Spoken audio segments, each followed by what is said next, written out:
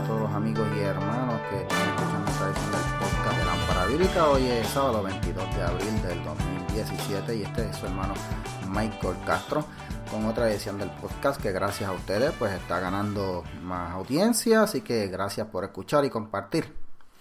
Hoy, como vine anunciando en días pasados, vamos a tocar un solo tema, y es a raíz de una noticia, ¿verdad?, que vimos por internet. El tema, ¿verdad?, de hoy pues es la libertad de expresión, y es algo que he querido hacer hace un tiempo a manera de orientación. Voy a trabajar, ¿verdad?, y hablarles de la manera más simple y sencilla posible para crear conciencia entre los hermanos y los amigos que escuchan también de lo que es su derecho bajo la Constitución de Puerto Rico y la de Estados Unidos a ejercer la libertad de expresión, y en el caso de los hermanos cristianos su derecho adicional al de la libertad de expresión a tener su expresión religiosa que cae dentro de la libertad de expresión. No me voy a meter mucha terminología legal porque yo no soy abogado, pero de lo poquito que he aprendido y las experiencias personales que me ha permitido vivir el Señor, pues compartimos para que tengamos, ¿verdad?, un poquito más de conocimiento sobre el asunto. Hace varios días atrás estuve leyendo una noticia donde hubo un panel de distintos líderes religiosos. Estaban en el programa Face the Nation, allá en Estados Unidos. Estaban hablando acerca de la libertad religiosa en Estados Unidos y cómo se ha visto en recientes años bajo ataque.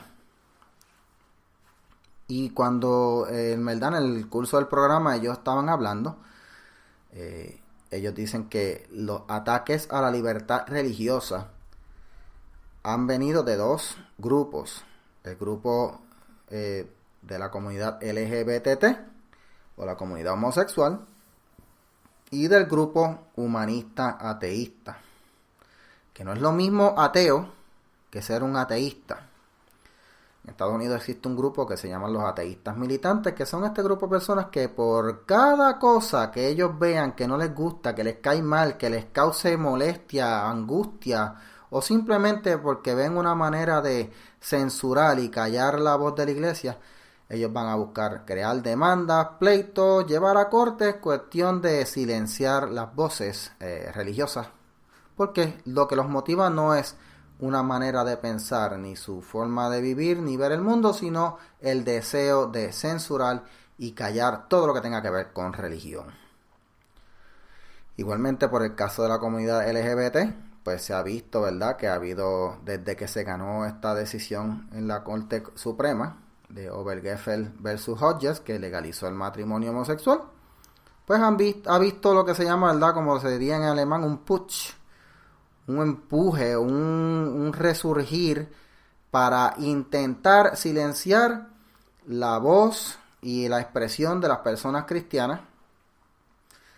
como se ha hecho en Europa, ¿verdad?, y en otros países en Sudamérica, en donde no existen las libertades que existen acá en este lado del mundo, sino que allá tienen unas restricciones y pues las personas no pueden, igual que acá, ¿verdad?, expresarse en público en plazas y otros lugares. Allá pues han habido ya arrestos, censura y pues multas directas porque no se permite la libertad de expresión como se permite acá. Lamentablemente en este lado del mundo se ha querido crear la impresión de que no existe la libertad de expresión y que ejercer la libertad de expresión es algo malo. En el caso de los cristianos y las personas religiosas, y vamos a diferenciar, ¿verdad?, entre lo que es la libertad de expresión y la libertad religiosa. Hace un tiempo atrás, cuando se estaba decidiendo el caso de Obergefell versus Hodges, el caso que legalizó el matrimonio entre personas del mismo sexo, el juez Antonín Scalia, que ya ha fallecido, dijo en su decisión disidente, él dijo, y estoy citando de la traducción: la decisión de hoy usurpa el derecho constitucional de la gente a decidir si mantienen o alteran lo que tradicionalmente se entiende como matrimonio. La decisión también tendrá otras consecuencias importantes. Se usará para vilificar a americanos que no estarán dispuestos a aceptar la nueva ortodoxia. En el curso de su opinión, La mayoría comparó las leyes que apoyaban el matrimonio tradicional con las leyes que le negaban derechos a los afroamericanos y a las mujeres. Las implicaciones de esta analogía serán explotadas por aquellos que están determinados a extinguir cualquier vestigio de disensión.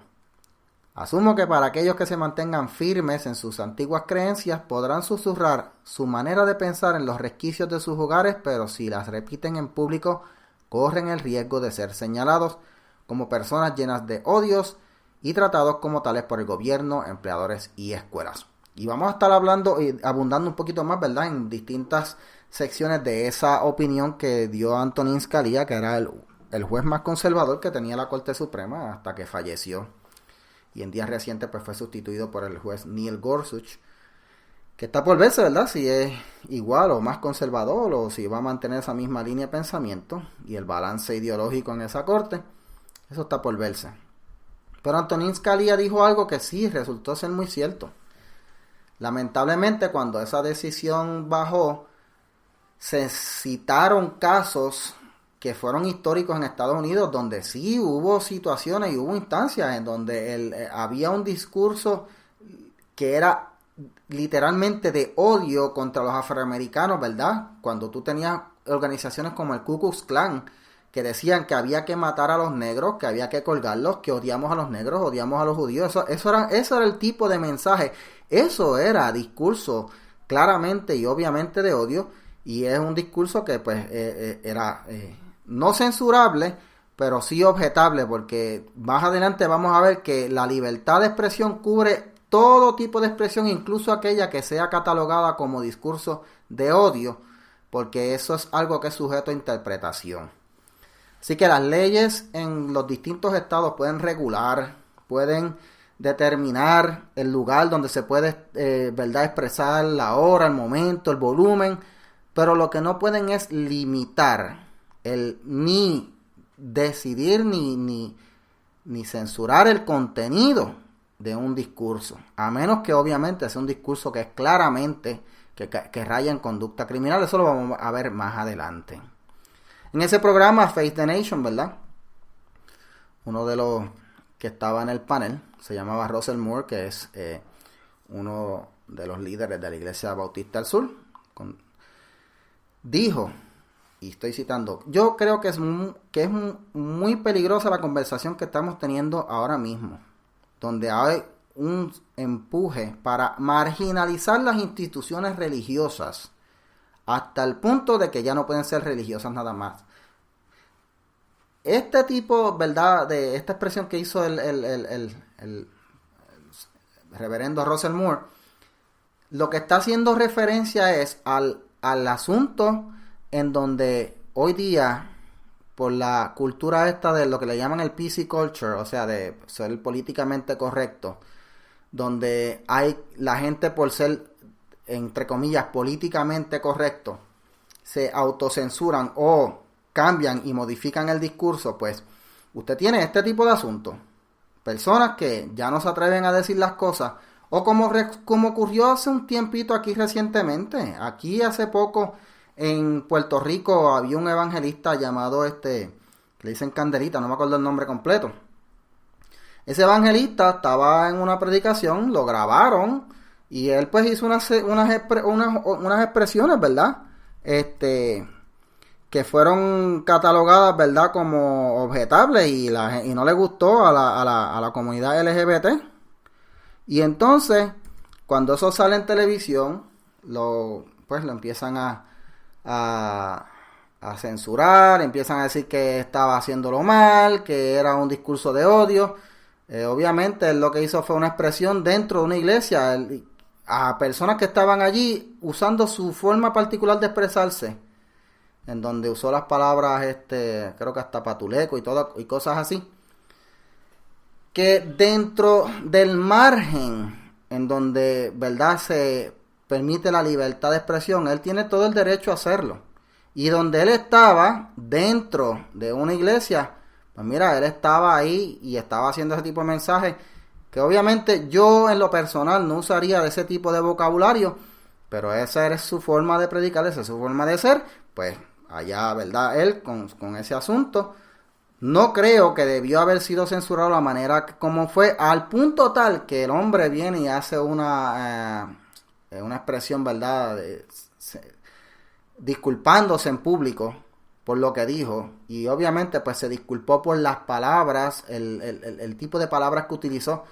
mas no por el mensaje, porque el mensaje, ¿verdad? Pues no se puede cambiar porque es palabra de Dios. Y dentro de la libertad de expresión que él tiene, garantizada por la Constitución, él tenía el derecho a expresarse de la manera que él entendiera, porque ese es su derecho. Pero lamentablemente esta cultura, ¿verdad?, de censurar e ir en contra de cualquier cosa que le caiga mal a la comunidad homosexual, está ocasionando que, pues, en las iglesias, en los concilios, en las estaciones de radio, hasta las personas que predican, incluso los mal llamados, entre comillas, artistas cristianos, que usted nunca yo quisiera ver cuando usted ha visto algún artista cristiano expresarse en contra de lo que está ocurriendo ahora mismo con este ataque de estas comunidades al cristianismo, o cuando usted ha escuchado a un artista cristiano expresarse a favor de lo que es el matrimonio, como lo define la historia y la palabra de Dios, que estaba antes que la historia, la unión entre un hombre y una mujer. Yo no recuerdo haber visto alguno, lamentablemente, porque hay motivaciones económicas detrás de lo que ellos hacen, y pues se autocensuran, y como el fin es vender más discos, pues se cuidan, ¿verdad? Y no quieren hacer ese tipo de expresión, cosa que la Biblia no nos manda a hacer. La libertad religiosa